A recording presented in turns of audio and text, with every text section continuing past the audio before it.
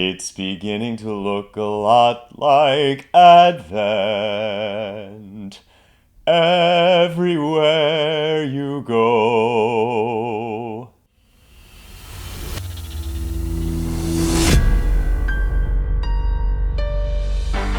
Okay, in my family, we have a rule. In this house, we believe. It's like one of those yard signs where they say, in this house, we believe whatever it is they believe. Black Lives Matter, I think, something. Anyway, I haven't seen one of those yard signs around in a while. It's sort of interesting.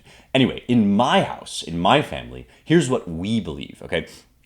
If you play Christmas music before Thanksgiving, straight to jail. Do not pass go. Do not collect $200. It is punishable by law to start Christmas music, Christmas festivities, even to hum a Christmas song, like I sort of did at the beginning of this episode, but we won't talk about that.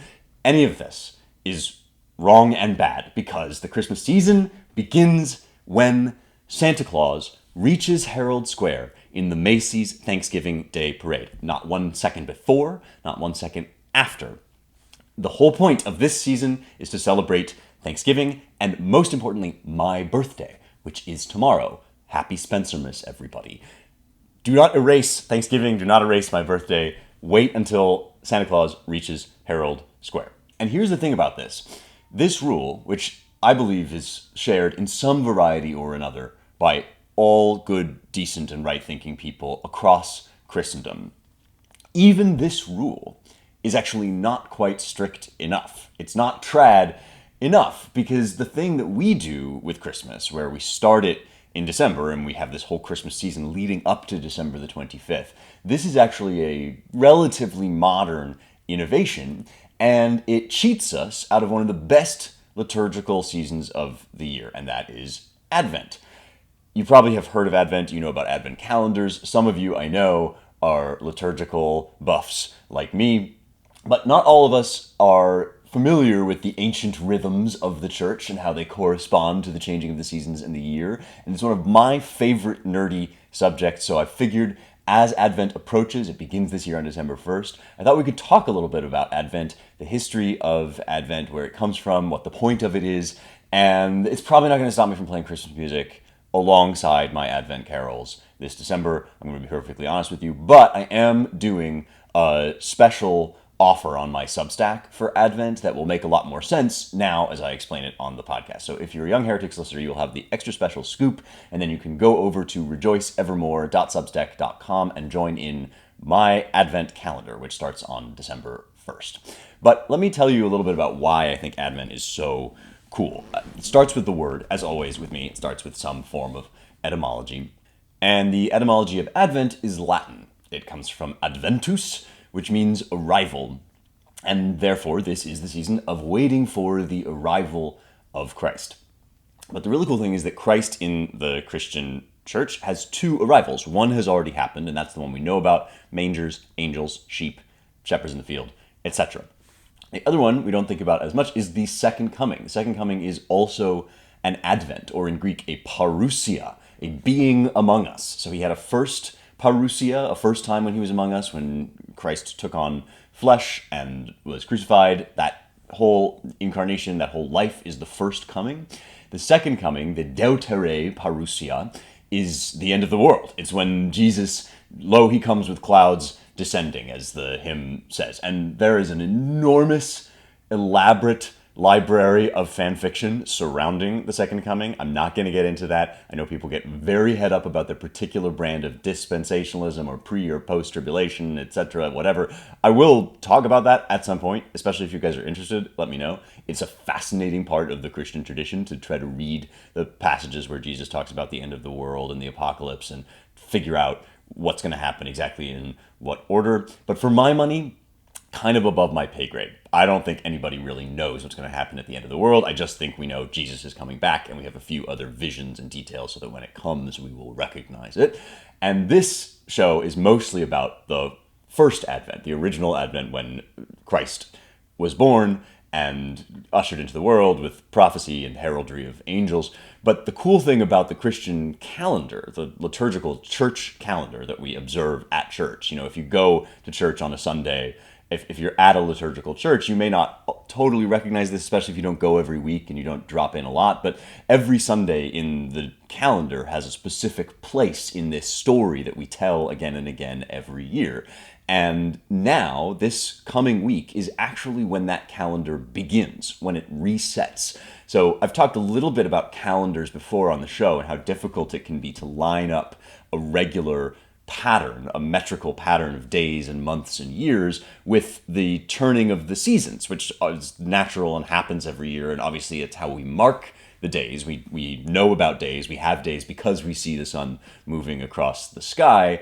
And that's the basis for our human calendars. But there's a million different ways you can chunk up and arrange the days once you start to do that. And we've had a long secular and or pagan history of figuring out how to do that, fiddling around with leap years and so on. I did an episode about leap years a while back and what's called intercalation, where you have to stick in an extra day here and there or what have you.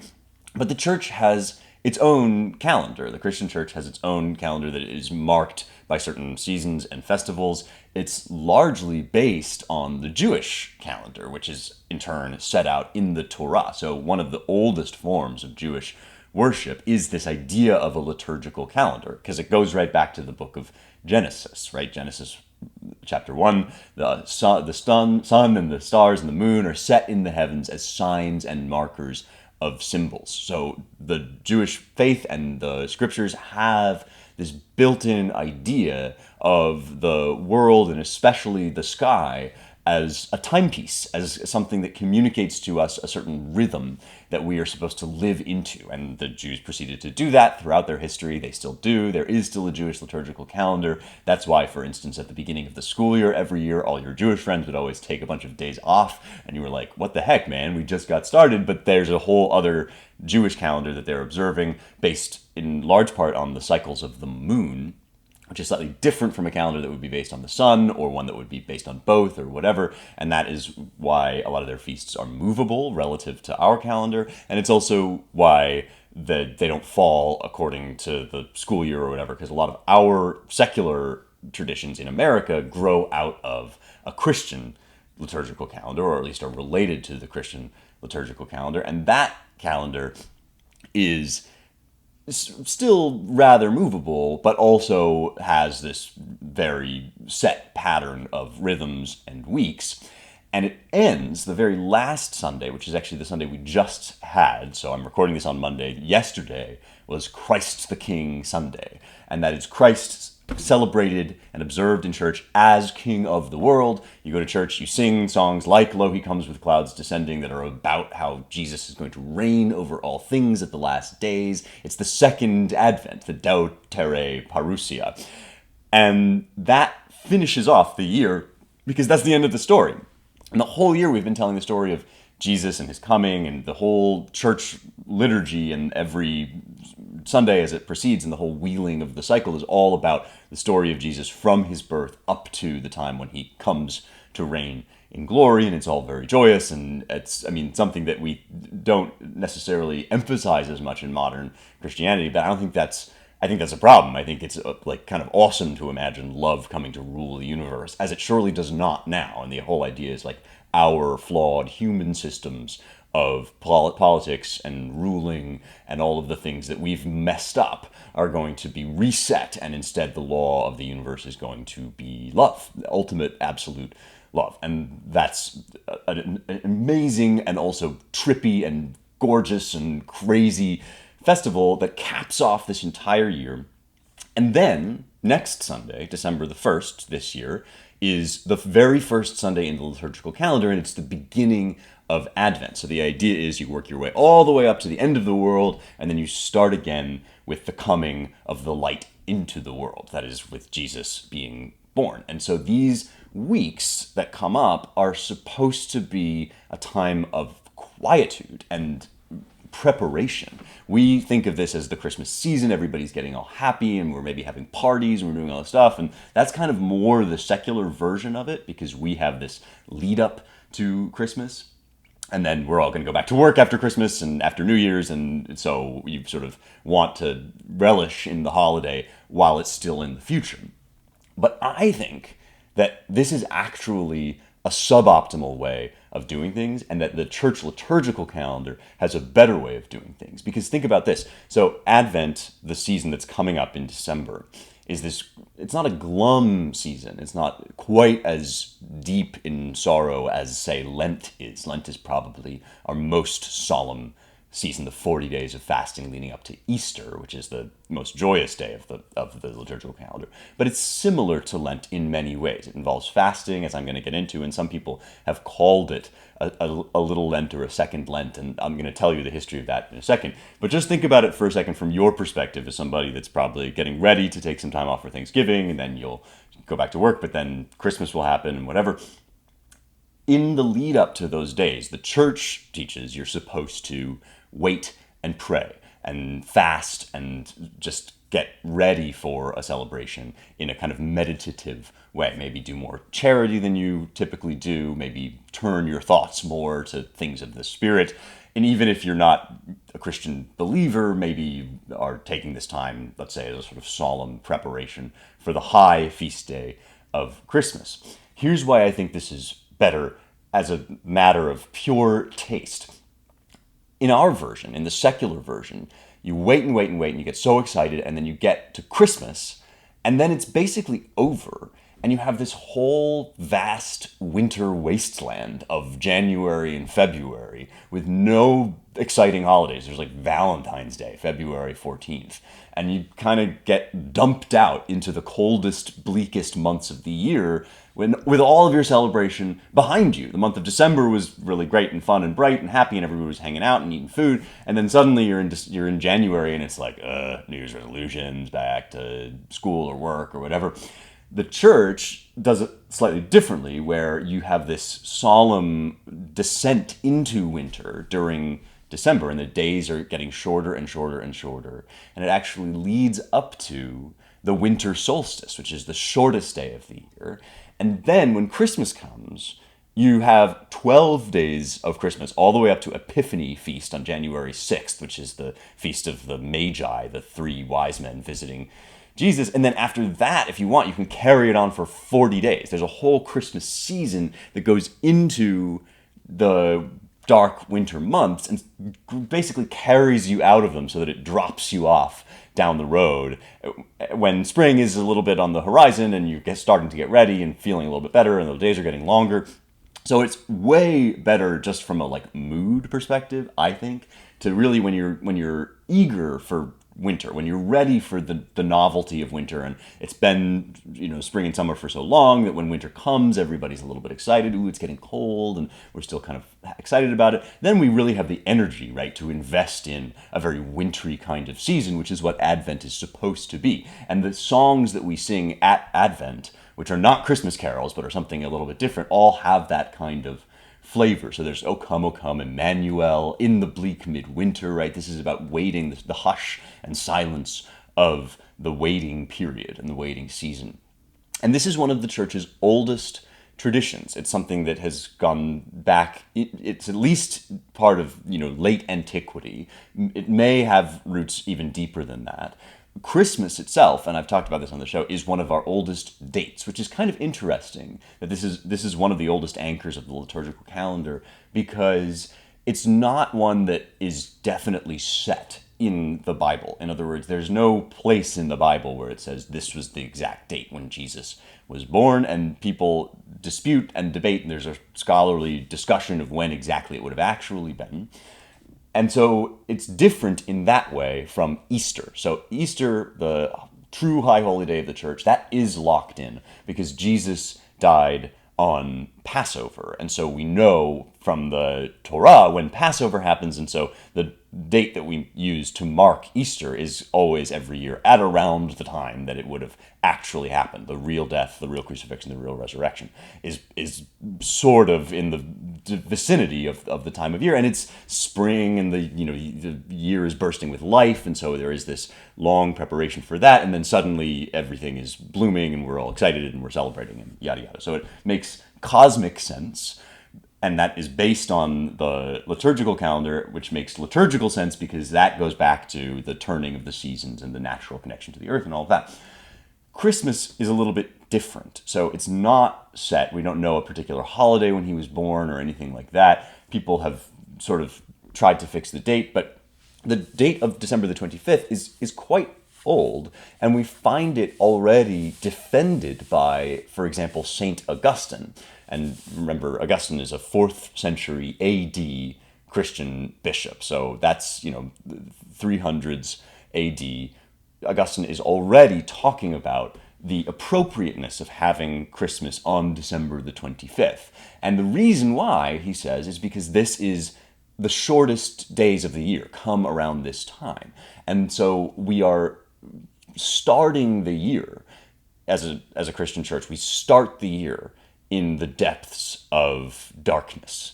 And this is the condition of the world fallen into sin, and there's a silence and a stillness and a mourning even, or a waiting, so that you have this need, this loss. You have this feel that you need light, right? That's when the days get darkest. And then he enters into that period. He finds us at our lowest at the time in history, perhaps, when we were most in need of him. There's all sorts of grand scriptural, cosmological kind of themes in the background here. If you think about the symbolism, the natural symbolism of the world, it's all hushed anticipation. It's all quiet. It's all darkness. It's all waiting. And then, says Augustine, we have the entry of light into the world. And it's so still and small at first that you can miss it unless the angels tell you where it is, or you're the Magi and you're looking at the stars in the sky, right? There are all these signs in the heavens that if you're looking, you can see now is the time when light begins to enter, but it's humble and simple, and it's in a manger, and it's all the stuff that we know from the story. So let me read to you a portion from Augustine's sermon. Well, he actually preached a lot of sermons about this. He preached a regular Christmas sermon. We have a lot of these texts, but there's one that is cataloged in the scholarly record as Sermon 192, and that's the one I want to read to you from, because this is where he, I think, hits it right on the head. He says, "Truth descended from heaven, that he might spring forth from earth. His going out is from the end of heaven, so that as a bridegroom he might proceed from his bride chamber.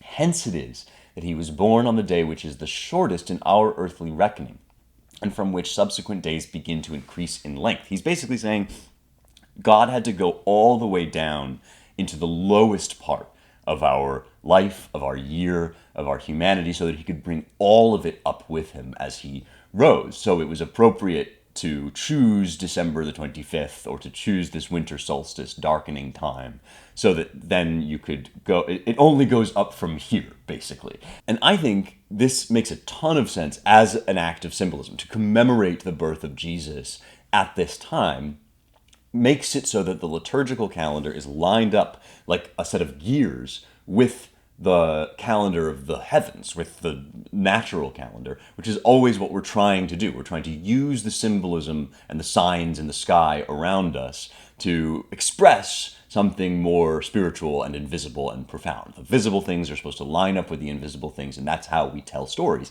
So that's what the liturgical calendar is designed to do, and this is basically what Augustine is defending. He says, "He therefore who bent low and lifted us up chose the shortest day, yet the one whence light begins to increase. By such a coming, though silent, he urged us, as with the sound of a mighty voice, to learn how to be rich in him who became poor for us, to accept freedom in him who took the form of a slave for us, to possess heaven in him who sprang from earth for us." So this is basically saying the inversion of the value system of the world begins with this silent coming of Christ into the darkest portion of the year, so that then darkness can begin to become light, so that we can reorient ourselves toward this as the starting point of our frame of reference. And that's why the liturgical calendar works that way, right? I mean, there's so many lines, beautiful lines in the Christmas and Advent songs that talk about this, how silently the sacred gift is given. I can't remember. The wondrous gift. How silently the wondrous gift is given, right? These ideas that, so God imparts to human hearts the blessings of his heaven. So that's the reason why, if there is such a thing as a reason for dates, then that's why Christmas is when it is. Not because it definitely says that in the scriptures, but because it has this profound theological significance, and it then balances out Easter in the spring, which is at the biggest point of joy and delight in the year. And that's the beginning of the story. And so from there, if we think of that as really the opening act, then you need kind of a lead up, or you need a prologue or a prelude, and that's what Advent has become. So you set kind of Advent back from there. And the earliest records of it actually associate it with a very specific place and tradition, and that is the tradition of the city of Tours in France. So Tours is one of France's major cities, has a long, long history, especially of Christian teaching, and with the Christian church, a lot of church history takes place at Tours, and the bishops of Tours are especially important, not least because one of those bishops, the third bishop of Tours, was Saint Martin. And Saint Martin is probably up there, like top 10 saints in terms of people that get venerated, and his tradition, his set of stories, his life is really perfectly coordinated with this idea of descent into among the least, with poverty, with holy sacrifice and giving up. And so it's kind of natural, it makes a certain degree of sense that it was in this area, the area of Tours where St. Martin is associated with, that we start to get these Advent traditions. And it begins really with St. Martin's Day, which is the 11th of November. So it's already passed. We've already had St. Martin's Day. And there's one classic story that we commemorate as part of the recollection of St. Martin. There's a whole huge literature associated with Martin's life. And, this is one of the saints that is just, every day of his life was supposed to be a miracle, and he was constantly praying. And there's like an awesome biography of him, ancient biography written by this guy, Sulpicius Severus, again in the 300s. He was born in the 300s, 363. And he embarks upon this story, and it's here that we get the really, truly famous moment, which is when St. Martin cuts his cloak in half to give it to a beggar. So Martin begins, he's born to heathen parents. That is, his parents are not Christians, but it's under Constantine that he's born. He becomes a soldier in ancient Italy, fairly high-ranking guy. But it's during his basically youth that he decides he wants to become a catechumen, and it's under the reign of Constantine, so the whole empire is now starting to turn this way, and Christianity is starting to become more acceptable. But, and this is the hitch, the reign of Constantine is followed by the reign of Julian the Apostate, who's well known as one of the great villains of Christian history, the kind of last true tyrannical emperor who tried to bring back paganism, and that's why he's called Julian the Apostate. And so Martin has a fair amount of persecution to contend with, but by that point he's already become a saint, and when he decides to leave the army, he has this grand confrontation with Julian Caesar the Apostate, and it's all very dramatic, but that's not what we remember him most for. We most remember this part of the story, and here's Sulpicius. He says, "At a certain period, when he had nothing except his arms and his simple military dress, in the middle of winter, a winter which had shown itself more severe than ordinary, so that the extreme cold was proving fatal to many, he happened to meet at the gate of the city of Amiens a poor man, destitute of clothing. He was entreating those that passed by to have compassion upon him, but all passed the wretched man without notice, when Martin, the man full of God, recognized that a being toward whom others showed no pity was, in that respect, left to him. Yet what should he do? He had nothing except the cloak in which he was clad, for he had already parted with the rest of his garments for similar purposes. Taking, therefore, his sword, with which he was girt, he divided his cloak into 2 equal parts, and gave one part to the poor man, while he again clothed himself with the remainder." So he splits his cloak in 2. This always reminds me of the carol "Good King Wenceslas," or maybe that "Good King Wenceslas looked out on the feast of Stephen," and that's a later tradition. It's, I think, 9th century was King Wenceslas, but the story there is that he goes out, he sees a beggar, he's feasting in his halls, and he's happy and warm, but he sees a beggar, and the beggar is out in the cold, and he says to his steward, "Thou and I shall see him dine." So they go out and they bring him in, and this is, "Therefore, Christian men, be sure, where or what thy dwelling, ye who now shall bless the poor, shall yourselves find blessing." This is just going to be the Christmas Carol episode of Young Heretics. Maybe we should figure out some way that we can sing carols together when Christmas comes. Anyway, This is a similar kind of story, this older story of St. Martin, that it's in the bleak midwinter, he sees somebody cold, nobody else is paying attention, nobody else is doing what he decides to do, which is to tear his clothes in half, because he doesn't have enough to just give him an extra garment. He actually has to deprive himself in order to clothe this basically naked guy in the freezing cold. Upon this, some of the bystanders laughed because he was now an unsightly object, writes Sulpicius, and stood out as but partly dressed. Many, however, who were of sounder understanding, groaned deeply because they themselves had done nothing similar.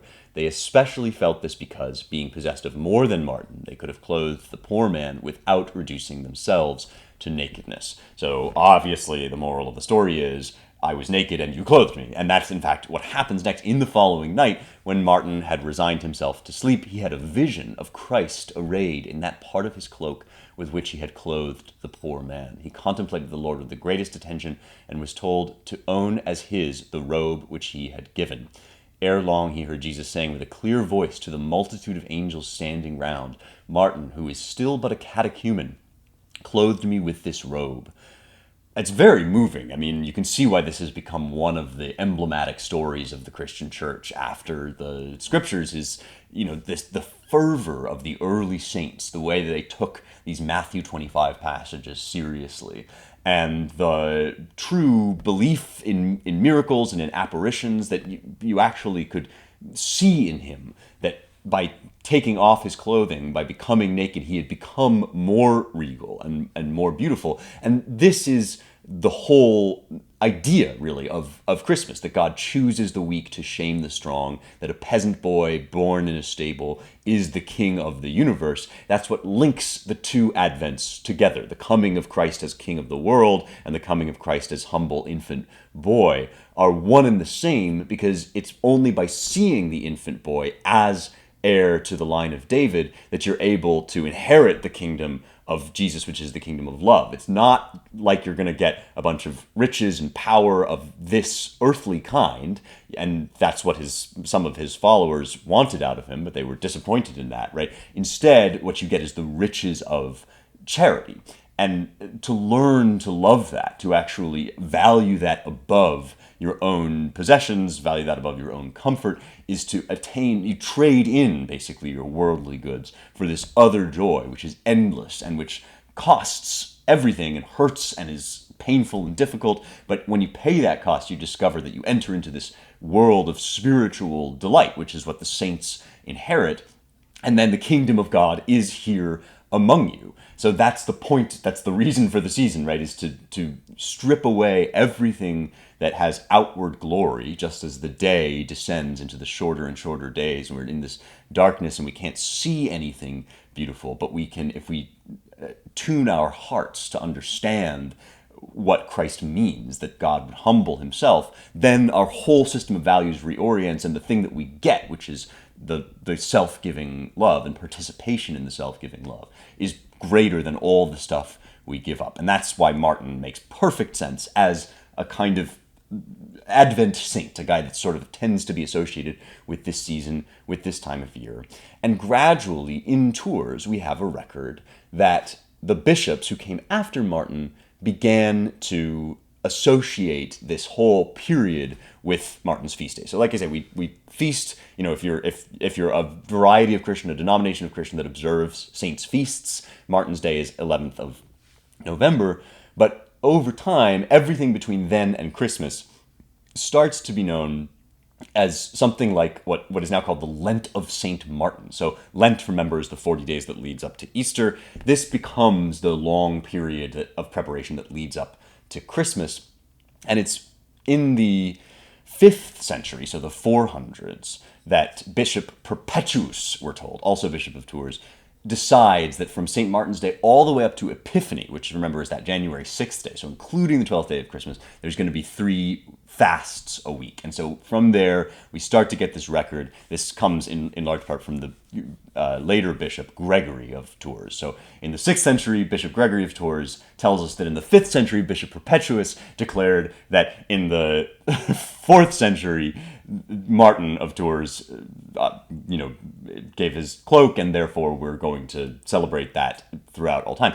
And so it was. And this is kind of what seems to be the origin of the Advent season. Now, it's no longer restricted, obviously, only to Catholics or only to people that celebrate St. Martin or anything like that. But I think it's kind of awesome that it has this particular saintly flavor, because it gives the whole season so much more meaning. It leads you up into this mind state. And this is something that I don't think Christians maybe talk about enough. We like to speak in church language and we like to use the language of the Bible, and that's all great. But if you listen to the way people in like New Age religions talk, they talk about like, yeah, man, I had a total mind shift, like a total worldview transformation, and I went up to the mountain and I like my third eye was opened. And all of that stuff has this kind of mystique now because it feels foreign and weird and kind of maybe Eastern or something, and maybe it's associated with Zen or whatever.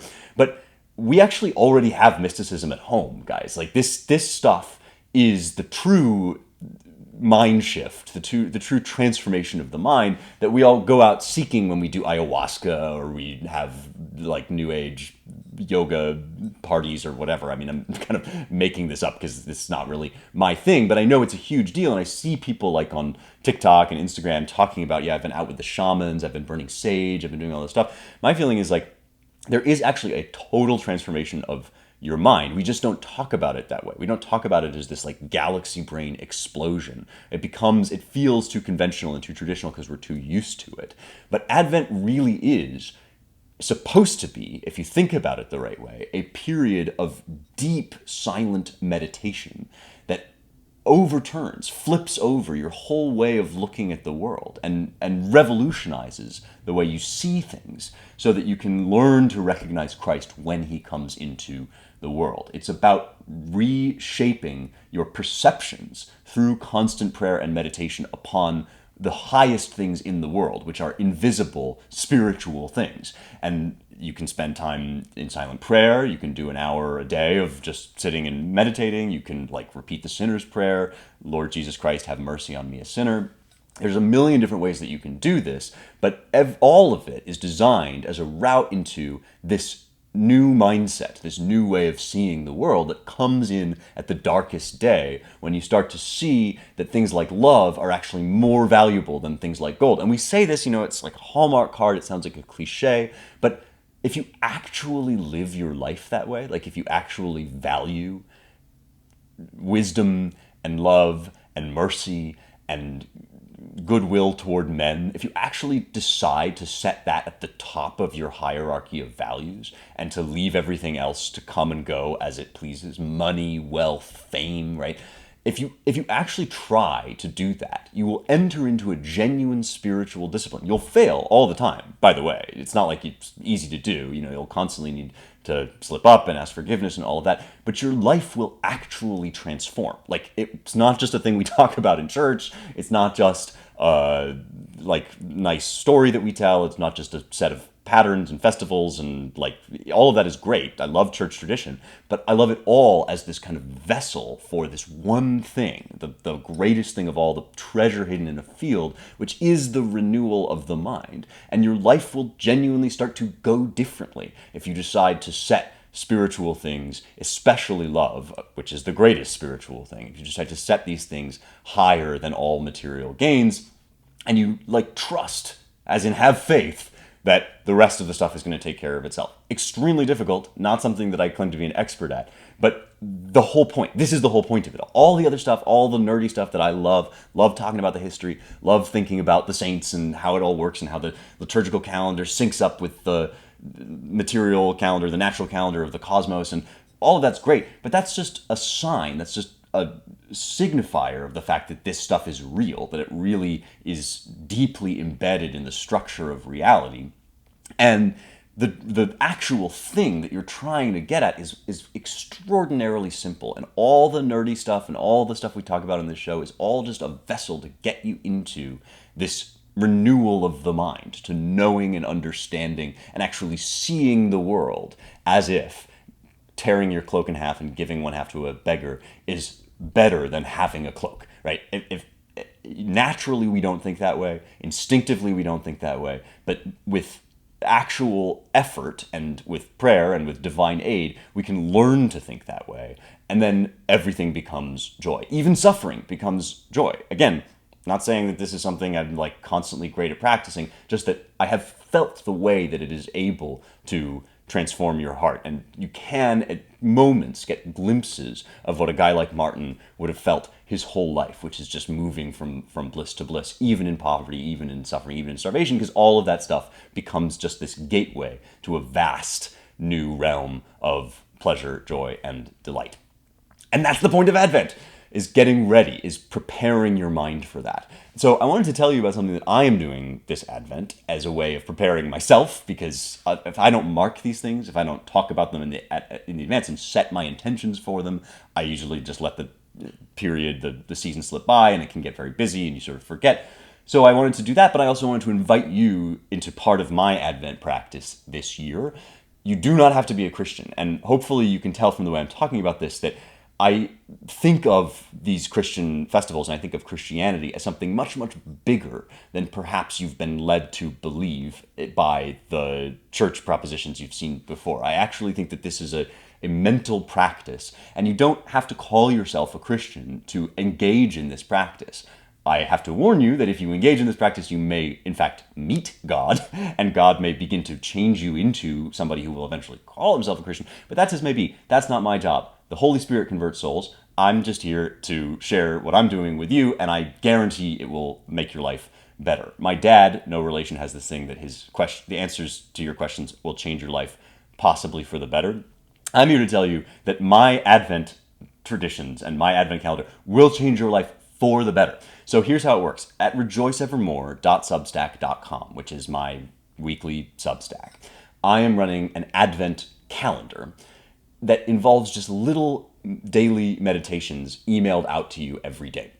So on December 1st, you'll get the first email from me, and it might just be one verse that I've translated with like a sentence or two of reflection, or it might be a song, or it might be a link to something. Whatever it is, you're going to get it every day, and it's going to be part of what I'm thinking about in Advent, and maybe it'll help you also to connect with the season and to shift your thinking and renew your mind for the coming year and for the beginning of the liturgical calendar, and ultimately, of course, also the beginning of the secular calendar on January 1st.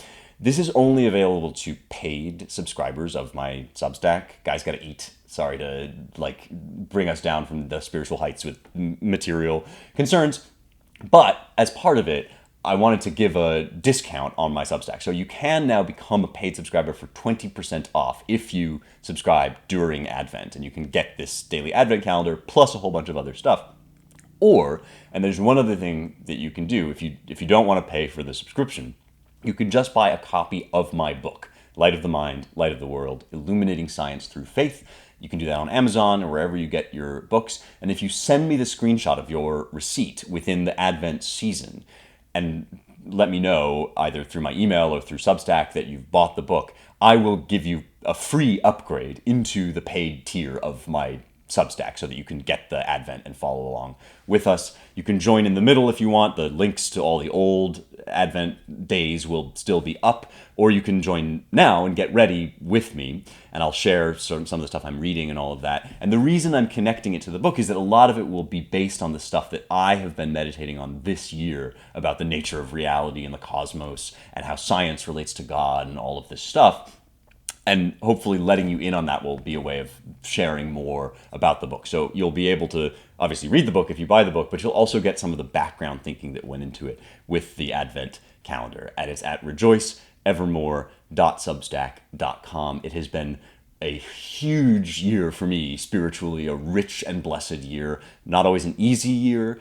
Struggle is part of how we grow spiritually, and all of that is true. So I'll maybe talk to you about that a little bit as well on the Advent calendar. But through it all, the Young Heretics audience has been an unmitigated blessing, an unqualified joy to be here with you every week, talking about the good stuff, talking about the things I actually care about, which includes this, the faith side of things, also includes the Western canon and the tradition, and to have people around me who share that love, who write in every day with questions and thoughts and comments, please know that I love it. I love all of it.